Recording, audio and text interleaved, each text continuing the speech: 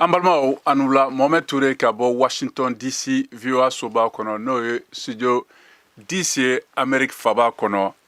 Bi ye sibiridon ye n'o ye janvier kalo o tile 13 ye san 2023 an b'a fɔ o jɛmukan o kɛnɛ sigira ni waati kɛrɛnkɛrɛn na bi y'a ta ko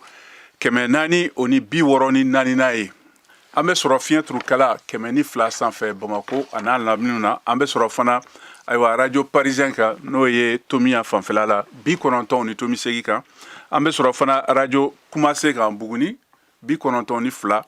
ani radio Orona kan n'o ye 93 ni Tomi 2 Mopti mara kɔnɔna na ani Tumbutukaw fana bɛ se k'a sɔrɔ 90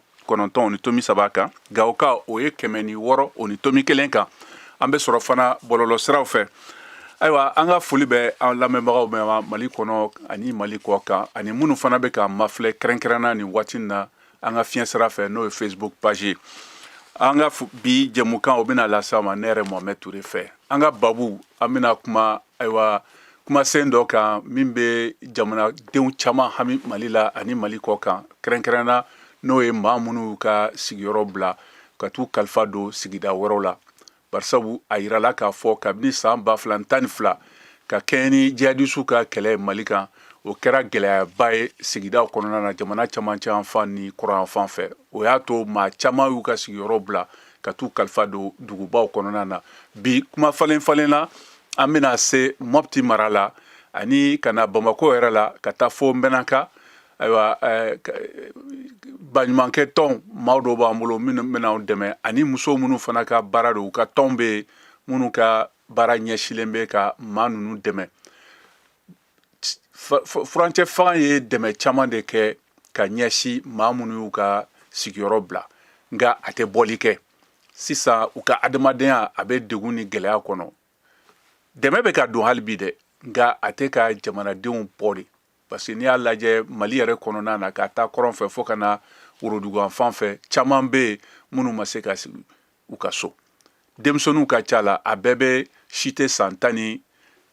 bɔ musow fana b'a la minnu ye 152 cɛw fana b'a la ani maakɔrɔbaw. O gɛlɛya de bɛ sisan bi an bɛna an da don o babu de la. Ayiwa k'a lajɛ fana an bɛna an tulo kɛrɛ bɔ yanni an ka segin ka na an ka dunan bisimila kɛrɛnkɛrɛnna minnu bɛ Bamako ani jamana camancɛ yan fan na ka da ni babu kan.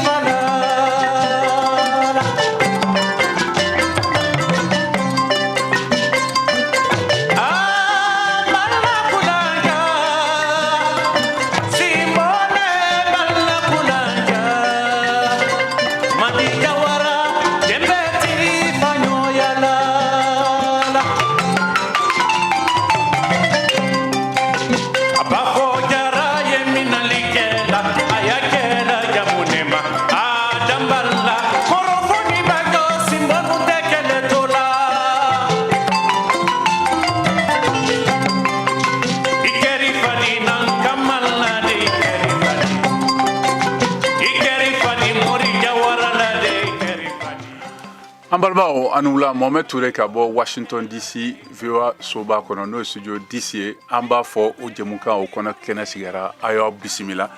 N y'a fɔ cogo min na an ka jɛmukan daminɛ na an ka bi babu a bɛna tali kɛ maa minnu ka sigiyɔrɔ bila kɛlɛw kama ani ɲangata ani bingani mun bɛ kɛ ka da u kan o mara kɔnɔna la. Ko Mali ye lakana gɛlɛya sɔrɔ san 2012 o kɛra sababu ye ka jamanadenw caman bɔ u ka yɔrɔw la.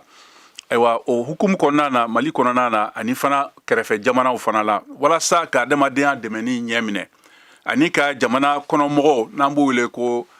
déplacés internes u ni lakanabagaw seginni ni u segin nɔgɔya jamana ka yiriwali o cɛkɛda ɲɛmɔgɔso n'o ye DNDS ye a bɛ wele nanzarakan na ko direction nationale du développement social o bɛ ka kunnafoni cari hadamadenya jɛkulu bɛɛ ma kabini san 2014 na ani foroba ciɲɛso ɲɛmɔgɔw ka kɛɲɛ walasa jamanadenw minnu bɔra u ka yɔrɔ la minnu seginna ani minnu bɛ ka segin fana u ka maraw kɔnɔ k'u mago ɲɛ Mali kɔnɔna na. Hali ni furancɛ fanga o ye bolomadɛmɛ caman kɛ ka ɲɛsin maa kofɔlenw ma o dɛmɛ ni a tɛ bɔli kɛ n bɔra k'a fɔ cogo min na. Ayiwa bi an bɛna kuma o de kan degun min b'u kan u ka sigidaw kɔnɔ ani u sigilen bɛ yɔrɔ la barisa caman bɛ u tɛ baara la. A musa caman fana bɛ n'i y'a lajɛ olu ka baara tun ye ayiwa a bɛ fɔ cogo min sɛnɛ ani bagan mara o yɔrɔ kɔnɔna na nka caman bɛ yɔrɔ min na u bɛ u ka jatigilaw de fɛ u tɛ baara la u mago bɛ dɛmɛ na gɛlɛyaba de b'u kan sisan an bɛna an ka babu daminɛ sɔɔni aw ka hakilinaw ye jumɛn de ye a ko la mun de bɛna se ka kɛ ka ɲɛsin o gɛlɛya nin ma a n'a degun kan yala ni san kura min ye san 2024 k'o bɛna falen ka ɲɛsin maa minnu ka sigiyɔrɔ bila hamina ko gɛlɛya mun b'u kan kɛrɛnkɛrɛn na o kama n'a b'a fɛ k'aw da don an ka baro la a bɛ se k'an sɔrɔ nɛgɛjuru fɛ o tɛ dɔwɛrɛ 001 202 619 07 70 todunkan na 2 1 2 0 2 619 0 1 2 ani 70 walima a bɛ se ka bataki caman fana an ka fiɲɛ sira fɛ n'o y'an ka Facebook page an ka bi dunanw o tɛ dɔwɛrɛ fo monsieur Diallo ale bɛ bɔ Mali yiriwali ɲɛmɔgɔso la n'o ye direction nationale pour le développement social an bɛ sɔrɔ k'a ta ale ɲɛmɔgɔ dangan kɔrɔ dɔ ka bɔ Bamako ka fara an balimamuso madame Traoré Awa Koyita ale ye muso jɛkulu o tɔn ɲɛmɔgɔ don association des femmes engagées pour le développement de Mopti o ɲɛmɔgɔ don ale sigilen bɛ Sevare ani an balimakɛ monsieur Tambura ale ye baɲumankɛ baarakɛla n'a ɲɛmɔgɔ kɔrɔ ye ka bɔ Bamako an bɛna ayiwa u bisimila kɛnɛ kan Samba i ni wula i ka kɛnɛ somɔgɔw bɛ di aya an ka foli b'a ma aw bɛɛ ma ani balimamuso Awa fana a tulo bɛ na nka Samba yan'an ka nin babu daminɛ e ye baara kɛ nin y'a san caman ye dɛmɛ ka don ayiwa maa minnu ye u ka sigiyɔrɔ bile n'u wele ko déplacé interne ani réfugiés gɛlɛya bɛ fɛn fɛn min kan adamadenya sira fɛ e ye baara caman k'a la kabini waati jan na an bɛ san kura nin kɔnɔna na e bɛ se ka mun de fɔ anw ɲɛna o dɛmɛ fan fɛ ka se maa ninnu ma kuma b'i bolo Samba. Bon an foli bɛ se lamɛnbaga jɛkulu bɛɛ lajɛlen ma. O diyara n ye kosɛbɛ. B'a fɔ i da donna la cogo min na fɛn mun ye mɔgɔ minnu sigiyɔrɔ bila ka kɛ lakanako taasira ye an ka dɛmɛ bɛ ta ka ɲɛsin de ma ka caya ɲina 2024 na défiw ka ca ni n ko défiw ka ca o ye waati n'a kɛcogo yɛrɛ ye ani donateur t'a fa tiɲɛ don jamana ɲɛmɔgɔ n'o ye transition ɲɛmɔgɔ u b'u k'u seko n'u damayira kɛ fɛn mun ye ka dɛmɛ ta k'u sɛgɛrɛ mais dɛmɛ mun don u bɛ ka sɛgɛrɛ mais hali sisan caman bɛ mun ma kɛ bari n'i y'a sɛgɛsɛgɛ mɔgɔ minnu bɔra u sigiyɔrɔw la ka taa fan wɛrɛw fɛ a dɔw taara u ni fɛn minan foyi ma b'u ka so kɔnɔnaw na balo tɛ minan tɛ foyi donc n'i ye sɛnɛkɛla ta k'a lajɛ mun bɔra k'a ka balo n'a ka fɛn bɛɛ to yen nɔ ani ka kasabi caman to a kɔ ni i nana o bisimila ni malo bɔrɛ ni ɲɔ bɔrɛ ye i ye fɛn d'a ma mais fɛn mun don a tɛ se ka a nimisi wasa k'a kɛ i b'a fɔ a b'a sigiyɔrɔ kɔrɔ la donc o ye gɛlɛya fɔlɔ bɛna kɛ fɛn mun ye o ye moyen yɛrɛ ye parce que an y'a jateminɛ partenaires caman ka moyens dɔgɔyara mun ye k'a fɔ ka jamana yɛrɛ dɛmɛ ka se ka ni dɛmɛ ta ka ɲɛsin déplacés ma donc manque de partenariat o caman bɛ ka ye nin wagati laban ninnu na donc o bɛna ni gɛlɛya caman ye don n'a nataw la ɲinan san kɔnɔna na mais an kɔni an sigilen don a kan k'a fɔ partenaire dɔw kɔni bɛ to yen nɔ ka essayer ka dɛmɛw ta k'a ɲɛsin u ma halisa mais fɛn mun ye belebeleba yɛrɛ ye ni o ye ka se ka u ka yɔrɔw lakana u bɛ se ka segin cogo min na o de ye défi yɛrɛ défi ba min bɛ yen nɔ bi bi in na ni o y'o ye dɔw an b'a jira k'a fɔ dɔw seginna mais dɔw seginna kuraw fana nana donc nin waati laban in na an y'a ye hali réfugiés fana nana ka bɔ Burukina jamana kɔnɔna na ka n'u sigi Mopti mara la n'o ye Mondoro cercle kɔnɔna ye donc o gɛlɛyaw bɛ yen nɔ donc accessibilité o fana gɛlɛya bɛ yen nɔ o défi ba ye fana ye bi bi in na humanitaire équipe humanitaire dɔw tɛ se ka déplacer u fɛrɛ ma k'a fɔ k'u bɛ se ka a yɔrɔ bɛɛ ta ka sɛgɛrɛ sinon n'o tɛ gouvernement bɛ ka jɔyɔrɔ fa ni o ye développement social ye à travers le reconnaissement de la solidarité u b'u jɔyɔrɔ fa kosɛbɛ nin baara in kɔnɔna na à travers de monitoring ani évaluation u ye partenaires mobilisés fana mais fɛn mun ye partenaires ka sɔrɔda ye o de dɔgɔyalen don nin wagati in na o de tun bɛ ne bolo k'a lase. Ayiwa i bɛ to nɛgɛjuru kan an bɛ tila ka na kuma di ma yanni an ka kuma di an ka dunan filaman n b'a fɛ ka fɔ ɲɛna kɛrɛnkɛrɛnnenya bi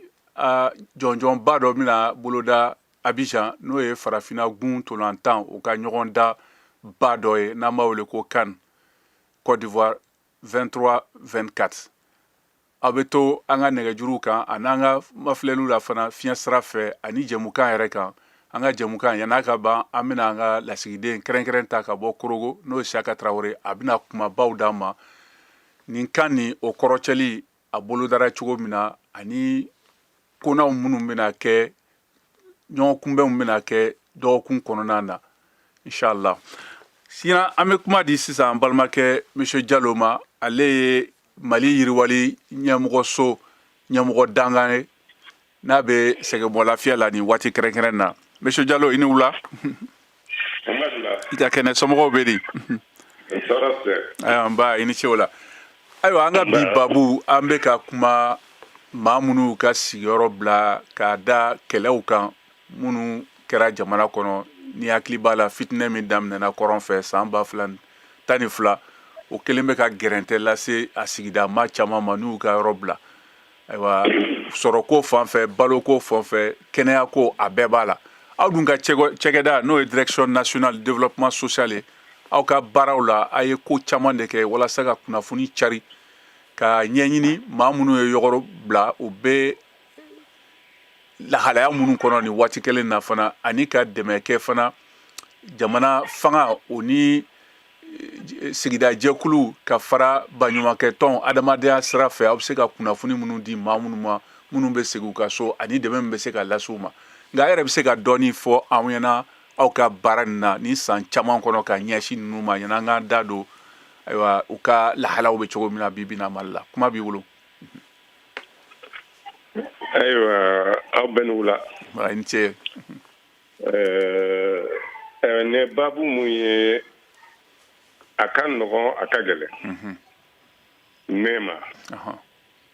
ka sababu kɛ i ye direction nationale mun fɔ ne bɔra o kɔnɔ a bɛ ɲini a ka ca ni san 7 ye sisan. Kosɛbɛ kosɛbɛ. Alors donc ne bɛ se ka fɛn fɛn fɔ o ye peut-être n tun bɛ yen waati mun na. Kosɛbɛ. Parce que n ye san 6 kɛ jamana kɔ kan. Bon nin dun ye baara façon minnu ye a bɛ évoluer don o don. Tiɲɛ. Nin baabu in tun cɛ ka ɲi mɔgɔ wɛrɛw da minnu bolo b'a la bi. Ni kabini ne bɔra yen don min na fo sisan n'u bolo b'a la. Parce que fɛn caman kɛra a kɔnɔ. Kosɛbɛ. Nka on n'a ta o ta on suit aussi l'actualité. Parce que maa i ka carrière kɛ yɔrɔ min na hali ni bɔra yen bi kɔni bɛ retraite la mais on n'a ta o ta c'est des questions a b'an bɛɛ interpeller a b'an intéresser parce que an tɛ secteur wɛrɛ dɔn n'o tɛ. Alors fɛn mun ye an ka déplacés ye. Awɔ. N'o ye an ka jamana kɔnɔdenw n'u taara ka bɔ u sigiyɔrɔ la. K'a sababu sababu kɛ kɛlɛ ye n'a daminɛna depuis 2012 parce que a warankatala 2012 de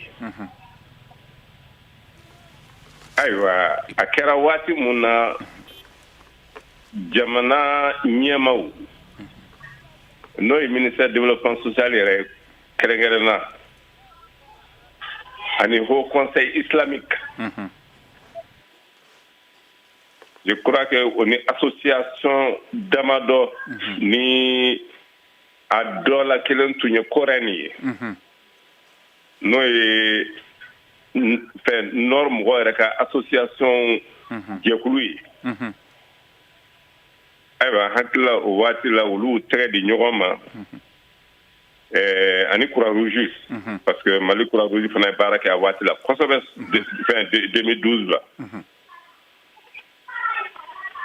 ayiwa ka se ka o maa minnu déplacera ka magɛn k'u ye ka magɛn k'u ye mun na balo la kɛnɛya la u taara sigi yɔrɔ o yɔrɔ parce que a caman nana sud fanfɛla la n'o ye segu sikaso mɔpti parce que o y'a sɔrɔ mɔpti ma fɛn kosɛbɛ donc caman repliera ka na dɔw yɛrɛ nana bamakɔ bon i b'a dɔn ni nin façon kɛra a gestion ma nɔgɔn fɛn mun ye gestion jumɛn coordination même parce que bɛɛ b'a fɛ ka fɛn dɔ kɛ ayiwa bɛɛ bɛ wuli k'a kɛ i taa cogo la o bɛ na ni gɛlɛya ye baara kɔnɔna la parce que pour même évaluer intervention minnu kɛra ka ɲɛsin o tigilamɔgɔw ma a ka gɛlɛn mais o fɛn kɛra waati mun na donc dɛmɛ ɲɛsir'u ma bɛɛ fɛ jamana fɛ jamanaden wɛrɛw fɛ association fɛ ONG fɛ mais a waati la o y'a yira na k'a fɔ mun kɛra a diyar'u ye mais mun ka di olu ye u ka segi ka taa u sigiyɔrɔ la parce que maa mun delilen don nord sigi la c'est à dire a tɛ bɔ yɛrɛ dɔn k'a fɔ n filɛ so kɔnɔ da tugunen bɛ da la a t'o dɔn n'o nana yɛrɛ sɔrɔ sikaso mara la aw ye so ta ka d'u ma ou bien san bɛna don o don mɔgɔ mun tɛ san sɔrɔ san kɔnɔ siɲɛ fila siɲɛ saba gɛlɛya caman yera a kɔnɔ k'o fara u ka denmisɛnninw kan parce que il fallait que ka denmisɛnninw fana don école la donc disposition taara o bɛɛ la bon ne kɔni hakili bɛ mun na k'a fɔ o kɛra o waati la o ye nin action damadɔ ye mais ensuite minnu y'a ɲini k'a fɔ k'u bɛ segin ça c'est ce que nous avons appelé le retour volontaire à l'époque minnu y'a ɲini vraiment gɛlɛya kɛra nin waati la a gɛlɛyara an bolila mais an b'a fɛ ka segin donc jamana ɲɛmɔgɔ y'a jira k'a fɔ an tɛ mɔgɔ wajibi ka segin mais s'il y a des volontaires minnu b'a fɛ ka segin il faut que jamana k'u dɛmɛ u ka segin parce que c'est des retours volontaires donc au retour volontaire kɔnɔna la an ka ministère à l'époque o ye disposition ta ka kariw bila u ka disposition na ani ka pécule dɔ di chaque volontaire pour le retour o kɛra ayiwa n balimakɛ i bɛ to nɛgɛjuru kan an bɛna kuma di an ka lasigiden bɛ koro mɔpti mara la a bɛna hakilinaw d'an ma jamana kɔnɔmɔgɔw olu ka lahalaw bɛ cogo min na koro bankas ani baɲagara tijani tulo bɛ na Amadi nula. Ma i ka kɛnɛ somɔgɔw bɛ di? Baasi foyi t'an na. Ayiwa i bɔra ka kɔrɔfɔkan mɛn an balimakɛ Sanba Tanbura Kumani ani Monsieur Diallo n'ale ye ɲɛmɔgɔ kɔrɔ ye ka tɛmɛ ayiwa Mali yiriwaliso ɲɛmɔgɔso nin na. Nka an bɛ yɔrɔ min na bi bi in na jamana kɔnɔmɔgɔw minnu y'u ka yɔrɔ bila ka da kɛlɛw kan Mopti mara kɔnɔ kɛrɛnkɛrɛnna Koro, Bankas ani Bandiagara a ko bɛ cogo jumɛn bari sabu Tanbura bɔra k'a fɔ sisan ko maaw bɔra Burkina ka na fara olu kan kuma b'i bolo. I n'a fɔ i y'a fɔ cogo min na Mohamed an bɛ waati min na n'i y'a jateminɛ Mali cɛmancɛ yan fan na kɛrɛnkɛrɛnnenya Bandiagara marabolo kɔnɔna na i b'a ye k'a fɔ ko kɛlɛɲɛbolila suguya 2 de bɛ yen minnu yɛrɛ bolila u ka dugu wɛrɛw la ka na sigi Bandiagara walima Bankas Koro lakana bɛ yɔrɔ min na n'an b'u f'u ma ko déplacés internes ale ni minnu bɔra yɔrɔ wɛrɛw la jamana wɛrɛw la i n'a fɔ Burkina Faso kɛlɛɲɛbolaw ka na Koro yan nɔ dɔw tɛmɛna ka taa Bandiagara ni Bankas n'an b'a f'u ma ko réfugiés olu la n'i y'a jateminɛ musow ni denmisɛnninw de ka ca a la kosɛbɛ nin kalo tɛmɛnen yɛrɛ décembre kalo tɛmɛnen yɛrɛ an ye baɲumankɛtɔ dɔ ye ɲininka ko kɛlɛɲɛbola minnu bɔra jamana 2 ni ɲɔgɔn cɛ n'an b'a fɔ ma ko Burkina ni Mali dancɛw la frontière la a bɛ taa maa 7,000 ani kɔ la minnu nana Koro dugu kɔrɔ an bɛ waati min na i n'a fɔ sisan musolakaw de ka ca u la ani denmisɛnninw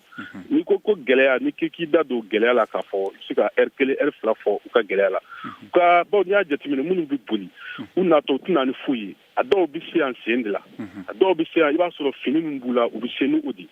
n'u nana wajibi don dumuni ko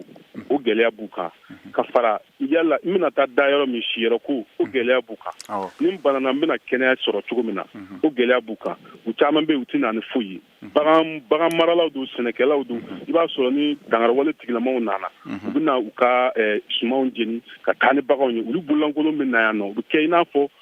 fɛn t'u bolo se foyi t'u ye jigiyɔrɔ foyi t'u ye o la i b'a jateminɛ waati min na n'an seginna kɔfɛ waati min na mankan in daminɛna Bandiagara mara la kɛrɛnkɛrɛnnenya la 2017 waati min na baɲumankɛtɔn caman kun bolila ka na ni an b'a f'u ma minnu bɛ baara kɛ programme d'urgence kan ka na ninnu dɛmɛ o y'a sɔrɔ mɔgɔw kun tɛ ka boli kɛlɛ ɲɛ kosɛbɛ programme d'urgence caman kun bɛ yen minnu kun b'u dɛmɛ kalo 6 san 1 nka o programme d'urgence bɛɛ lajɛlen bolila i b'a sɔrɔ baɲumankɛtɔn min kun bɛ yen a 100 o 100 la i b'a sɔrɔ 90 bɛɛ seginna parce que kasabi t'u bolo min b'a to u bɛ se ka nin maa kuma dogolen dɛmɛ olu tora tan nɔ gɛlɛya b'u kan jamana fana bi ka dɛmɛ kɛ salongo ni hakilina jiginna Koro mara la dɔrɔn président transition ɲɛmɔgɔ ye malo tɔni 4,000 ani dɔɔni de bila ka na walasa kɛlɛɲɛbolaw bɛ se k'a sɔrɔ cogo min na o fana kɛn bɛ dɔw fana ka nafolo sɔrɔ sira de parce que a bɛ kan ka di mɔgɔ minnu ma a tɛ d'olu ma il faut an k'o fana o fɔ a la parce que gɛlɛya dɔ ye muso minnu bolila dɔw bɛ yen i bɛ taa sɔrɔ u tɛ sɛbɛnni dɔn u t'a dɔn na u kan ka mun sɔrɔ ni mun kan ka bɔrɛ 4 sɔrɔ i b'a sɔrɔ bɔrɛ 1 bɛ d'u ma u b'a sɛbɛn papiye kan ko bɔrɛ 4 d'u ma ka sɔrɔ nkalon don o ye gɛlɛyaw de bɛ yen bi na hali n'i y'a jateminɛ baɲumankɛ tɔn caman bɛ yan nɔ u bɛ ka u ka baɲumantɔ kɛnya baara kɛ nka u kɔni bɛ ka profiter ni maa kuma dogolen na k'a kɛ jagosira ye an k'o fana fɔ o de ye tiɲɛ ye parce que maa caman bɛ yen muso caman bɛ yen ni i yalalatɔ kunnafoniw na i b'a ye k'a fɔ u b'a fɔ ko waati bɛɛ nin baɲumankɛtɔ ye nana tɔgɔ sɛbɛn an b'a ye u b'a di nin ma a tɛ s'anw ma an b'a ye a bɛ kɛ tan i b'a jateminɛ o bɛɛ lajɛlen na k'a fɔ ko gɛlɛya b'u kan n'i y'a jateminɛ kɛlɛɲɛbolaw hali sisan siyɔrɔ ko o gɛlɛya b'u la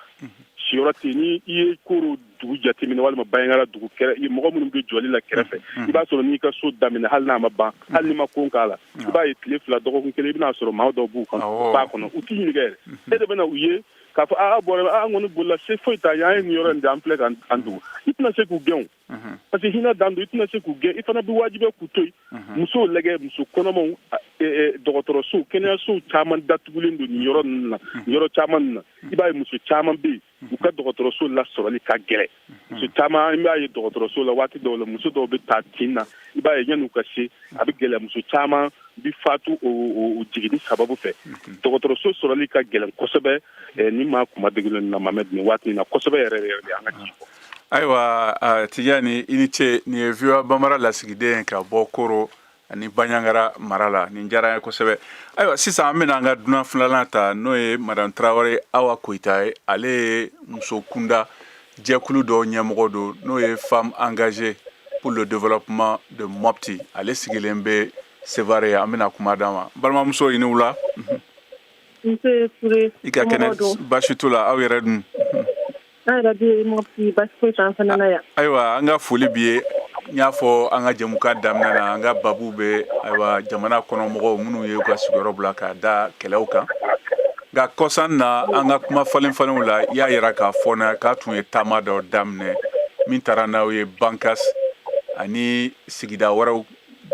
marabolo wɛrɛw Banɲagara ka na se fo Sevare ma ayiwa e bɛ se ka mun de fɔ an na aw ka jɛkulu ni ka baara ani ka wuli ka jɔ ka ɲɛsin jamana kɔnɔmɔgɔw ma i bisimila kɛnɛ kan. Kuma diyara n ye kojugu bɛɛ lajɛlen fo sani n ka da don baro la ne tunkarankew bɛɛ lajɛlen fo Ala ka jamana basigi halisa. Amina amina. Muso jɛkulu ye an ka baara bɛnnen bɛ bayɛlɛmali ni safunɛ dilan ni galadon ani jardin baaraw fo ka taa se ONG ma. Donc an yɛrɛ ka sɛnɛfɛnw bɛ se ka ba sɔrɔ cogoya min na ka sanga sɔrɔ cogoya min na an ka baara y'o bayɛlɛmaliw ye. Donc an sigiyɔrɔ bɛnnen Mɔti ma Oragene. Donc baara in kɔnɔna na vraiment bi barobu diyara de kosɛbɛ kosɛbɛ ka sababu kɛ déplacéw ka problème ye. Donc ni i musoɲɔgɔn ye tɔɔrɔ dɔ la hali n'i yɛrɛ t'a kɔnɔ i b'i yɛrɛ bila place la. Mɔgɔ fɛn fɛn min bɔra i sigiyɔrɔ la i kɛra cɛ ye i kɛra muso ye o bɛɛ ka ɲi sigiyɔrɔ de la bɛɛ dɔnnen don i sigiyɔrɔ de la e bɛ min k'i sigiyɔrɔ la e de b'a dɔn e degelen bɛ i ka kuma y'a jira k'a fɔ e degelen bɛ nin sigiyɔrɔ la ni e nana bila duguba kɔnɔ k'a fɔ ko fo mɔgɔ de ka balo ɲini ka na di sigi ma a degun ka bon kosɛbɛ kosɛbɛ donc ne kɔni b'a ɲini an ka jida ɲɛmaaw fɛ halisa jamanatigiw fɛ ka fara an yɛrɛ musojɛkulu kan an bɛɛ ka jɛ ka dugawu kɛ ka tila ka sira dɔw ɲini min na u bɛ se ka taa u sigiyɔrɔw la cogoya min na parce que ni i ka ɲi misi ka ɲi dɔnbaga de biyɛn na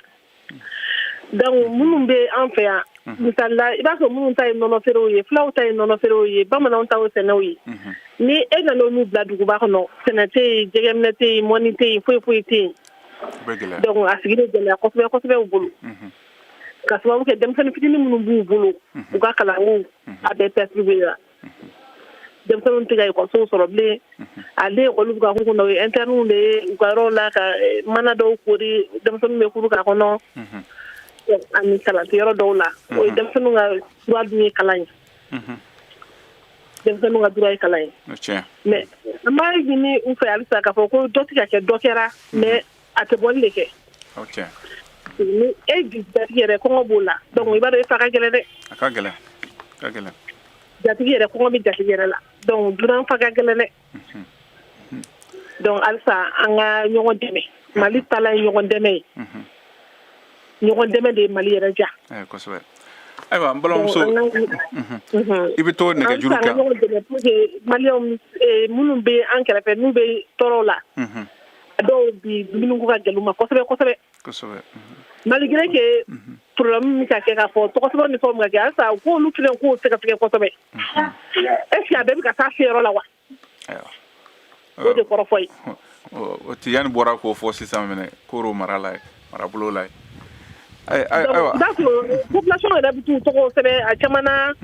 ka olu tɛ a kan ka dabɔra minnu kama olu ka fangaba man bɔ a la donc fo état k'o jateminɛ kosɛbɛ kosɛbɛ u k'a dɔn k'a fɔ hali ni kɔngɔ bɛ population na minnu déplacé la olu de ka fanga ka bon kosɛbɛ a laɲini olu de ye olu ka nimisi wasa sɔrɔ a ko kɔnɔ en même temps ka tila ka ɲini baɲumankɛtɔnw fɛ k'a dɔn muso minnu b'u la hali cɛ minnu b'u la u ka métier dɔw kalan min na u bɛ se ka dɔrɔmɛ fila sɔrɔ an kun bɛ jɛnɛ sisan jɛnɛ mara la déplacé ani denmisɛnnin minnu furula joona ni u ma se ka furu nafa u ma se ka kalan yɛrɛ nafa donc an kun taara kalan dɔ kunna min ye bololabaaraw hali ne yɛrɛ sigilen b'o baaraw kan yan sisan ne bila yɔrɔ min na donc k'a jira k'a fɔ ko mɔgɔ kelen tɛ se mɔgɔ kɔrɔ nka n'i y'a tigi dɛmɛ dɔ ɲini na peut-être a bɛna se a yɛrɛ kɔrɔ donc an ka alisa an ka lajɛ an kana bɛɛ dan état ma ni min bɛ se ka min kɛ bɛɛ ka dɔ k'i yɛrɛ ye pharmacie ni ADD de y'anw bila nin baara in na an ye mɔgɔ 90 de former déplacés la mais ONG wɛrɛw ye mɔgɔw d'a ma an yɛrɛ a ka association ye mɔgɔw ta k'u former déplacés ta k'u former fisabililayi donc PNUD b'o la PNUD ye dɛmɛ dɔ di ko k'a di déplacés ma anw ka niveau la bon ONG caman b'o la mais a tɛ bɔli kɛ kosɛbɛ de laɲini yɛrɛ ye min ye a tɛ bɔli de kɛ kosɛbɛ o fɔra ayiwa n balimamuso i bɛ to nɛgɛjuru kan an bɛ segin ka na kuma d'i ma ayiwa n y'a fɔ cogo min na jamukan daminɛ na minnu b'a fɛ k'u da don an ka baro la a bɛ se k'an sɔrɔ 001 202 619 0720 o tɛ dɔwɛrɛ to dunkan na 2 1 2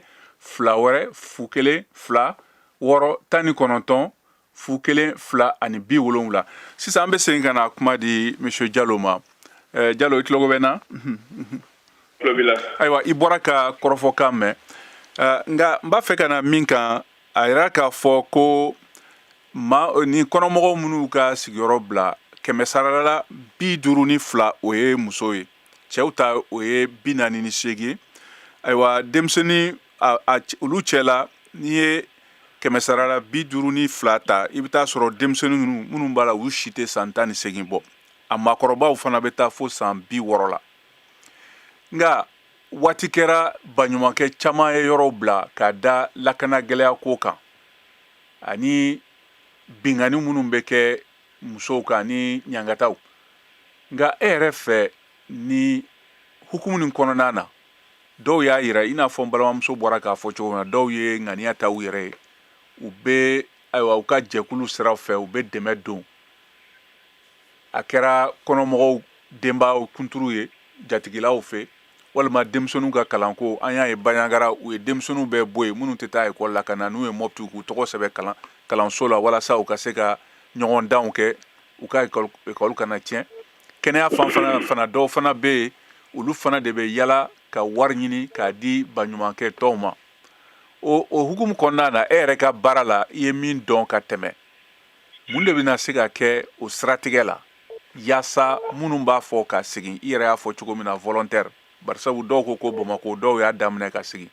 a mana kɛ cogo o cogo u b'a ɲini ka sigi u sigiyɔrɔ la mun de bɛ se ka kɛ yɔrɔ fanfɛla la ni famaw ka dɛmɛ sira ye bon fɛn mun bɛ se ka kɛ je crois que o fɛn kelen de bɛ kɛra depuis nin fɛn ninnu daminɛ awɔ on ne va pas réinventer la roue tubabu b'a fɔ cogo min na c'est-à-dire que an tɛ foyi kɛ mun ma kɛ ka tɛmɛ mais différence ye mun ye bi n'o ye différence fondamentale ye par rapport à ce que tout ce qu'on a vécu depuis 2012 o ye lakana mun daminɛna an ka nord fanfɛla la n b'a fɔ a bɛ yen dɛ mais sira mun taalen don sisan n hakili la tant que an b'o sira kan je crois qu'il arrivera un moment où ma la ni a mɔgɔw n'a sɔrɔ u bɛ hali état yɛrɛ kɔnɔ n'u bɛ dɛmɛbaw kɔnɔ pour pouvoir retourner ka t'u sigiyɔrɔ la. n'i y'a lajɛ bɛɛ b'a dɔn ko furancɛ fanga bɛ k'a seko kɛ bɛɛ ko dɛmɛ tɛ bɔli kɛ nka n'i y'a lajɛ ko minnu kɛra jamana kɔnɔ lakana ko hukumu kɔnɔna na ani fanga dafiri minnu kɛra nin waati ninnu na Mali dɛmɛbagaw caman y'u sen bɔ Mali dɛmɛniko fan fɛ kɛrɛnkɛrɛnna ka ɲɛsin adamadenya hukumu kɔnɔna na tiɲɛ don jɛkulu caman bɛ yen halisa olu bɛ ka dɛmɛ don duniya keleyantɔ fan fɛ olu bɛ yen ayiwa jamana wɛrɛ fana bɛ yen minnu b'a kɛ nka k'a da Mali jamanadenw yɛrɛ ma bɛɛ b'a dɔn ko gɛlɛya bɛ nka o daminɛna waati dɔ la Mali la a bɛ min wele ko solidarité dɔw fana wulila minnu bɛ bɔ o maraw kɔnɔna na u bɛ dɛmɛ ɲini sigidadenw fɛ Bamako ani yɔrɔ caman setigiw ye walasa u ka se ka dɛmɛ don halisa o ma jamana kɔnɔmɔgɔ ninnu ye nka n b'o o siratigɛ hukumu kɔnɔna na barisabu fanga gansan balimamuso bɔra k'a fɔ cogo min na fanga gansan tɛ se ka a ɲɛnabɔ dɔw bɛ yen u b'u yɛrɛ bila olu yɛrɛ bɛ wuli u yɛrɛ ma k'a baara daminɛ musojɛkulu camanba de bɛ yen nka o yɔrɔ fanfɛla la mun de bɛ se ka kɛ cɛsiri ni wulikajɔ la yaasa jamanadenw k'a dɔn ni maa wɛrɛ tɛn'u dɛmɛ ni fanga ka dɛmɛli tɛ bɔli kɛ olu yɛrɛ bɛ se ka mun kɛ ka maa ninnu dɛmɛ n y'a dɔn jatigɛlaw caman bɛ ka dɔw lasigi u ka yɔrɔ la nka minnu b'a fɛ ka taa so labɛn de kan ka kɛ u sigiyɔrɔ la yaasa olu ka se ka segin yɔrɔ la i n'a fɔ Kidal o don sɔrɔdasiw donna yen u ye wele bila ka na maa minnu ye sigida bila k'u ka segin labɛnw bɛ sen na nka halisa o dɛmɛsira fanfɛla la barisabu fo cɛsiri ni wulikajɔ de ka k'a ko la e ko de yɔrɔ fanfɛ.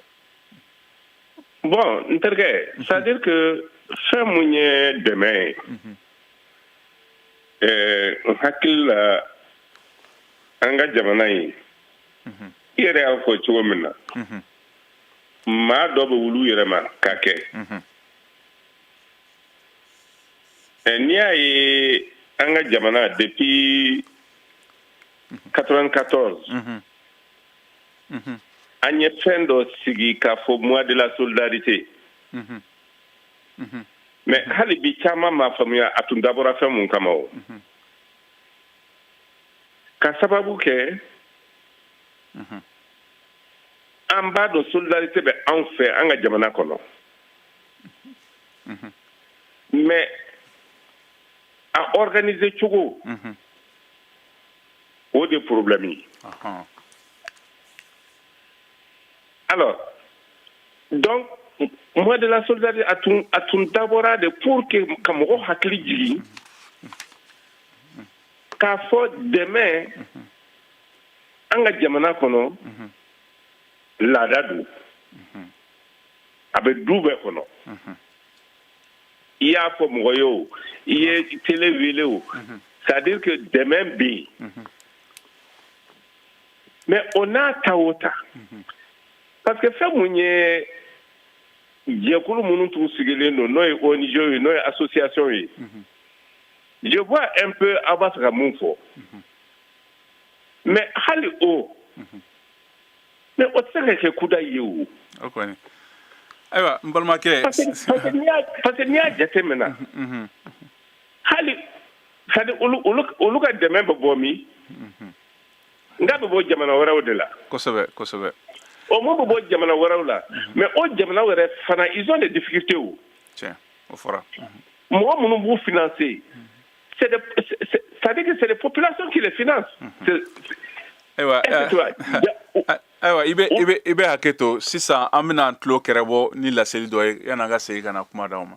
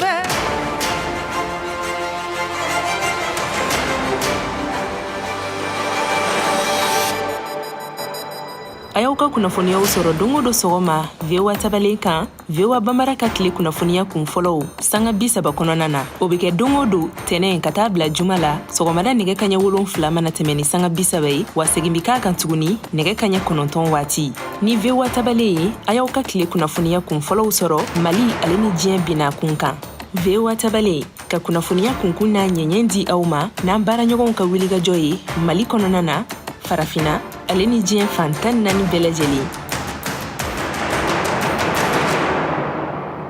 Ayiwa an balimaw ani wula halisa aw bɛ an b'a fɔ jɛmukan de kan ayiwa nɛgɛ ɲɛ 12 o tɛmɛna ni sange 40 Washington DC Amerique faaba kɔnɔ an bɛ segin ka na kuma di an ka dunan ma balimamuso Maimuna Tunkara n'ale ye muso jɛkulu dɔ ɲɛmaa ye n'o tɔgɔ ye ko FED o ye Femme Initiative au Développement musow ka adamadenya ɲɛtali an bɛna kuma o kan ni waati kɛrɛnkɛrɛn na mun de bɛ se ka kɛ ka dɛmɛ don musow ma ani fɛn fɛn min lajaba sɛgɛn o ni ɲangataw ni binganiw fɛ mun kɛra la u ka maraw kɔnɔna na ka ɲɛsi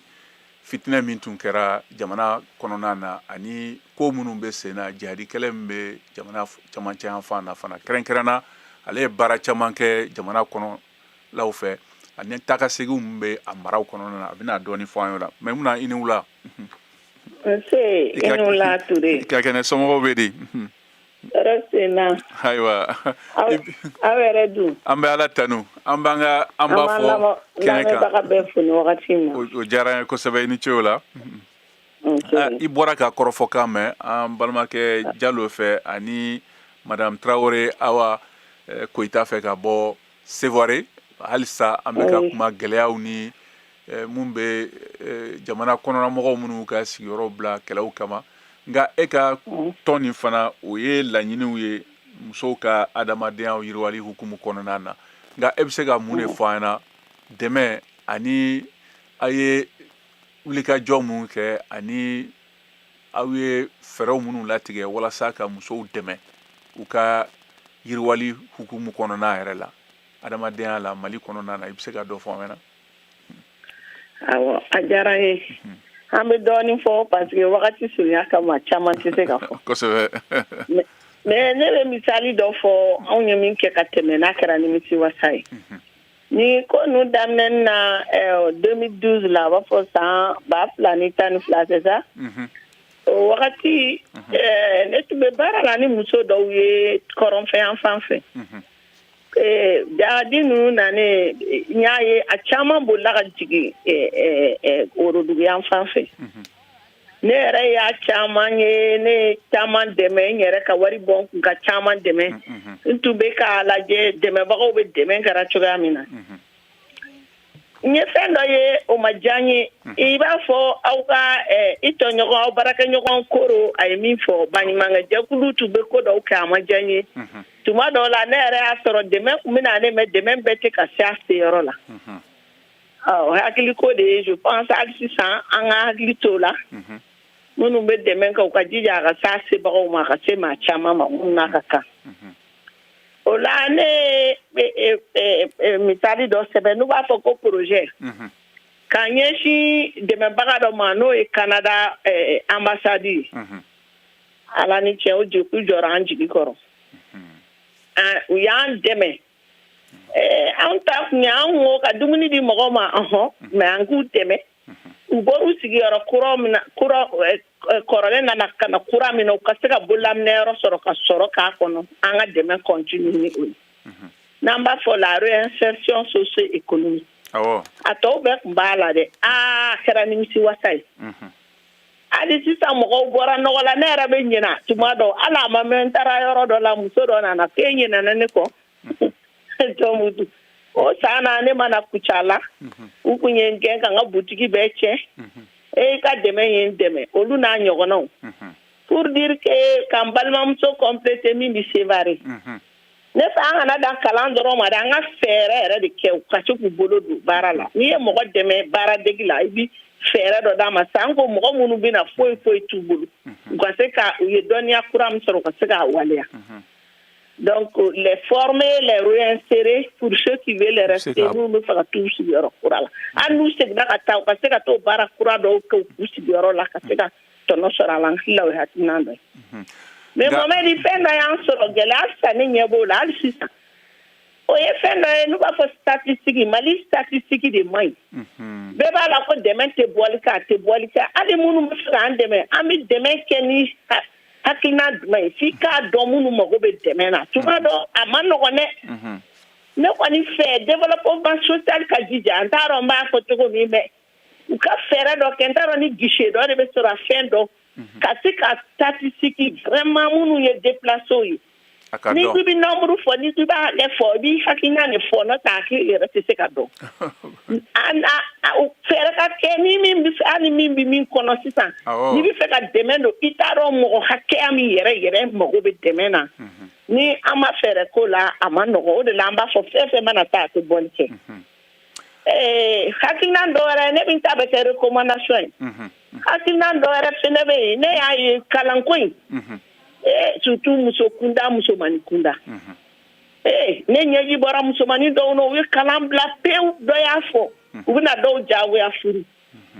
Mali la baara dɔw kɛra ka tɛmɛ ne b'a coopération suite susu tun ye ko dɔ kɛ kɔrɔnfɛyan fan na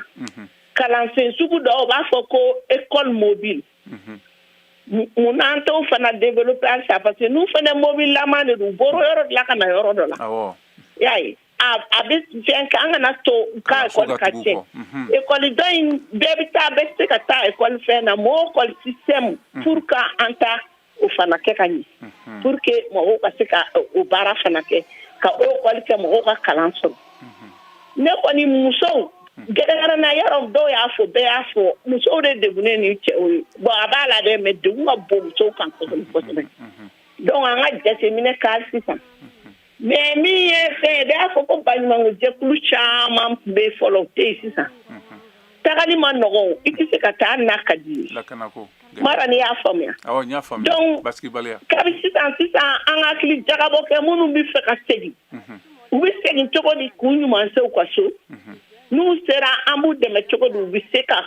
u ka baara daminɛ u ka so ye parce que u taara u bolofɛnw bɛɛ tiɲɛna u kɔ fana hali so tɛ dɔw bolo fɛn tɛ dɔw bolo ne kɔni fɛ o fana ye défi belebeleba ye min kan ka jateminɛ faamaw ka jija yɔrɔ mun libéré la ni mɔgɔw bɛ ka segin n bɛ se k'a kan k'a consolider fɛɛrɛ kɛ a yɔrɔ ninnu halisa mɔgɔ ninnu kana se ka segin ka taa cogoya si la sira ninnu ka sécuriser mɔgɔw ka se ka segin ka taa u nɔ na n hakili la o fana ye hakilina dɔ ye a ye kɛrɛnkɛrɛnnenya la musojɛkulu bɛ baara hali musow ka école la ne y'a su musow ka ministère a denmisɛnnin caman dɛmɛ ka se ka don école la ka se ka école sɔrɔ mais an ka école nin fana adapté olu ka situation na n'an b'a fɔ le système mobile de l'éducation je pense que o bɛ se ka kɛ. nka yanni n k'i bila e yɛrɛ fɛ ne ka ɲininkali kelen b'i fɛ k'a lasama i bɛ se ka welekan jumɛn kɛ k'a da muso kunda musow ka jɛkulu caman de bɛ Mali kɔnɔ ka taa kɔrɔn fɛ ka na tilebin ni woroduguyan fan fɛ la yaasa u ka se ka kuma ɲɔgɔn kɛ ɲɔgɔn u k'u hakili falen ɲɔgɔn na i n'a fɔ an balimamuso bɛ Sevare sisan ni hakilina minnu b'i fɛ laɲini min b'u fɛ u bɛ se ka latɛmɛ ale fɛ cogo min na o siratigɛ ninnu aw bɛ se k'o boloda cogo jumɛn. a bɛ boloda ne fɛ muso kunda muso minnu tɔn minnu bɛ yen tɔn normalement tɔn ninnu repérelen don a bɛ kɛ mairie niveau la a bɛ kɛ commune niveau la mɔgɔw kana to ka baara kɛ kelen kelen a ma nɔgɔn komi sɔrɔ t'an bɔ i t'a sɔrɔ dɔ ye ko dɔ kɛ dɔ fana taa segin o kan n'an bɛɛ ɲɔgɔn fɛ on dit un répertoire des intervenants m'a dɔn n'i b'a fɔ cogoya min na bamanankan na tamasiyɛn dɔ sa kɛ minnu b'a kɛra parce que mun bolo b'a la parce que a baara in fana ma nɔgɔn dɛ bɛɛ t'a kɛbaga ye mais n'a kuma sera bɛɛ b'i pan ka don a la u ka jateminɛ minnu y'a kɛ ka tɛmɛ ka nɔ bɔ u fɛn bɔ nin bɛɛ développement social ni min fɔ ani statistique ko in bɛɛ ye kelen koyi ka se ka o jate bɔ donc min bɛ yɔrɔ min na tubabu b'a fɔ ko cartographie donc ni dɛmɛ bɛ don sisan a bɛ cari min bɛ yɔrɔ min ka baara k'a sigiyɔrɔ la min bɛ baara kɛ yɔrɔ min ka baara kɛ o yɔrɔ la u b'a kɛ fana dɛmɛ min bɛ na a bɛ labɔli kɛ ne bɛ welewele da kelen kɛ dɛ ba minnu b'an dɛmɛ tubabu b'a fɔ ko bailleur de fonds ne yɛrɛ fɛ sisan olu caman fana c'est vrai ONG d'urgence bɛ a caman yɛrɛ bɛ b'olu fana ka jamanaw na ka na baara kɛ u ka jamana taw n'u b'a kɛ u k'u bolo da an fana ye yankaw ye an ka jɛ ka baara kɛ ɲɔgɔn fɛ parce que an bɛ ko dɔw dɔn yan n'i bɔra sanfɛ ka na m'a dɔn ni i b'a faamuya i m'a dɔn dunan ɲɛkili ka bon a tɛ yeli kɛ ONG international k'u bolo di local ma an ka jɛ ka baara kɛ ɲɔgɔn fɛ o bɛ baara nɔgɔya an bolo o ka dɛmɛ caman bɛ se a tigiw ma ani mun ni mun ka kan a bɛ s'olu de ma kosɛbɛ. Nin diyara n ye kosɛbɛ i ni ce nin diyara n ye kosɛbɛ Tunkara an ka foli b'i ka tɔndenw bɛɛ ayiwa sisan an bɛ segin ka na Amérique an bɛ taa kɛrɛnkɛrɛnnenya New York mara la New York sigida yɛrɛ la an balimakɛ Abu Daraban Traoré ale bɛ nɛgɛjuru kan Abu i ni wula ayiwa an bɛ hakilina falen ni kumakan kan ka ɲɛsin jamana kɔnɔmɔgɔw minnu ka sigiyɔrɔ bila kɛlɛw kama ayiwa ni laɲini dɔ b'i fɛ ou bien ɲininkali ou bien ni i b'a fɛ ka dɔ fara a kan dakuru ɲɛ kelen na o bɛ sɔn ka diya n ye yanni. Ok n ka foli bɛ ani lamɛnnikɛla bɛɛ lajɛlen ani ka invitew. O diyara n ye kosɛbɛ. Ka invitew ye kuma bɛɛ fɔ ka ban monsieur Touré nin ko ni bon ka ne bɛ se ka problème ka solution sɔrɔ a la a gɛlɛya yɔrɔ ye min ye n'i ta min bɛ ka problème créer n'i t'o dɔn. Bana min fura dɔɔnin don ou bien diagnostic kɛlen bɛ ka ɲɛ o furakɛli ka nɔgɔn quoi. Donc fili minnu kɛra fo k'o fili ninnu de ka olu de réparer. Ni dɛmɛ ninnu bɛ kɛ o kana dɛmɛ kɛ cogo mɔgɔ a yɛrɛ k'a fɔ dɛmɛ dɔw tɛ se a bɛ bila ka taa mɔgɔ minnu ma. An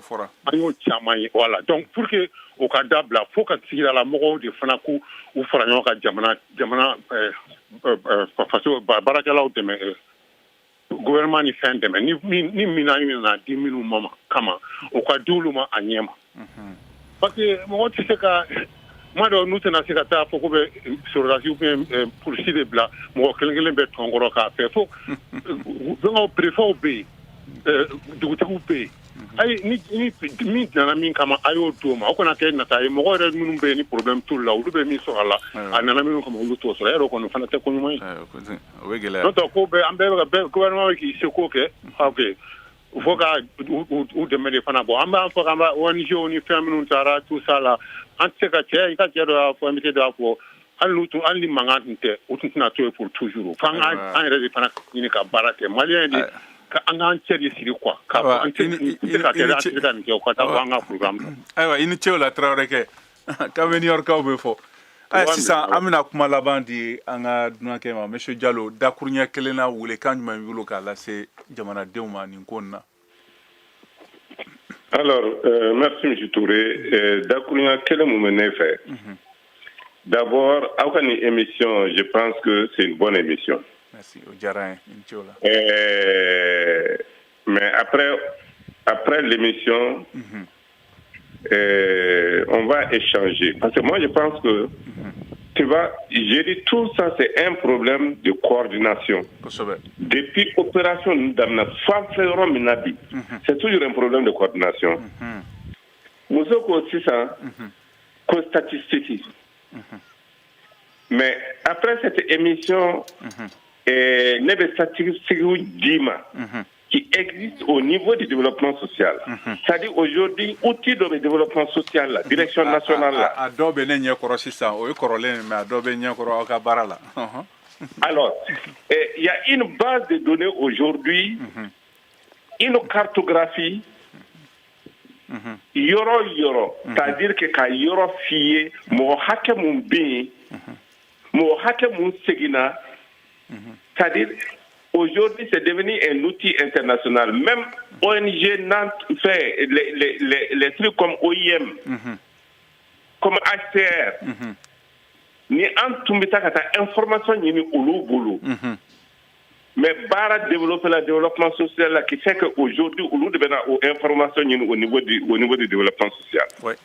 Ndalen bala barsa aw ka jate sɛbɛn dɔ bɛ n bolo sisan san ne ɲɛ kɔrɔla la n tun bɛ ka chiffre minnu fɔ o bɛ bɔ o rapport de kɔnɔ. Justement. Alors, donc, ni émission façon, moi je souhaite vraiment que Aukaseka développement social direction Mouros sera mon base de données gérée aujourd'hui. Non, Michel Togorae. Aïwa, il voulait amasser coup sororé, mais donnant Natala, amène ou ségré. Alors, qu'il soit également sous la responsabilité du directeur national du développement social. En tout cas, ni ONG ou intervenant ou nous, mais statistiques fait là, ça existe aujourd'hui pour le Mali. Ça existe. Maintenant, en fait, de Kahalibi, il faudrait que Angan Tinti an yɛrɛ kan an bɛ se ka mun kɛ ka an ka mɔgɔw dɛmɛ minnu sigilen bɛ yan o minnu b'a fɛ ka segin o il faut que an ka se ka a lajɛ hali bi an bɛ se ka an ka solidarité organiser cogo parce que le problème en réalité parce que n'i y'a fɔ bon on sait que ONG bɛ na anw de dɛmɛ mais le problème reste toujours coordination avec ces ONG. Bébé Nanika fait, bébé Nanika accord cadré, bébé pour neka intervention avec étendé. Souvent, au bétail, yoro la cassero, peut-être mon flamme, ça va bien, pendant que yoro doit bien mon chiti. Mais où coordination n'est où? Et ce n'est pas une autre ONG qui peut faire cette coordination, c'est le service technique au lieu de cette coordination qui est. Donc, Halibi ne be mouni ONG au fait. Mounou bien encore. Intervenant mounou bien encore. Mounou ben a fait. Il faut qu'ils acceptent que on service technique que baraké. Compétence doit être ouloula. Compétence doit être service technique ou fanana. Donc, beaucoup de d'ignorement. Aywa, ninjara ko sobe iniche anga fulibi. An ka foli bɛ i ni cɛw la ayiwa sisan n balimaw an ka jɛmukan a waati sera yan'an ka a kuncɛ an bɛna taa Korogo Côte d'Ivoire jamana la kɛrɛnkɛrɛnna Chaka Traoré ale b'an bolo a bɛna kuma kan kan ayiwa Chaka ma sɔrɔ fɔlɔ an bɛna tɛmɛ n'a ye Madame Traoré Awa Koita amina kuma laban dale ma awa kuma laban mi bolo da kurunya kelena malian ko am ñogon deme fe o le ke 8 mars ke téléphone dong day anga la jengina 8 mars la am wakle ngene mi do sunina ni ko wakle ngene para ñogon milliard ke mambadi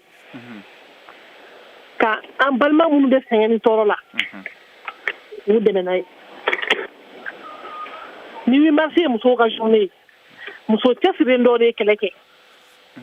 kube ka farafina muso ko nogola no ye tie muna suda nga wi marché ke fon integrer fon ni bala foy anta o tra fese ba mi adu wakile bi na ka dimi so de ka wakile ni fara jonga ka di déplacer ma ou ma déplacer interni externo ka duma o ka se guti goroso o fele de bendo yo o de mebele de bay ni ma so ko ni ñugo demé ko ni muso ka la kula don ni o ko la kula don de bay donc souvent ni ba ko angana beke di téléphone ni don ni day anga ñugo demé antaro muso de ka don ko zamana ni ko ko de kanya bari kuma ti jodi ma yewonte aywa balma ke nga taw ko ndo nga barawla ni bara ni da ni sama akaso o ko yola kati mo ni bokan kwa aywa balma muso wati mina dansi anga jamukana anga foli ba mina awa kan min damne na bi ayra la ka fo Côte d'Ivoire jamana ni Guinée Bissau de bina nyon kumbe senantolantana aywa anga foli ba lamɛ bagaw bɛɛ ma Mali kɔnɔ ani Mali kɔ kan ani minnu tun bɛ ka mafilɛ kɛrɛnkɛrɛnna fiɲɛ sira fɛ an b'aw fo kosɛbɛ ni jɛmukan labɛnna o balimakɛ Cheikh Thioro fɛ nɛgɛ kɛrɛfɛ juru tun b'an balimamuso Sayida bolo ni jɛmukan lasara ma ne yɛrɛ Mohamed Touré fɛ aw ni ce aw ka tulomajɔw la aw k'an bɛn sibiri wɛrɛ la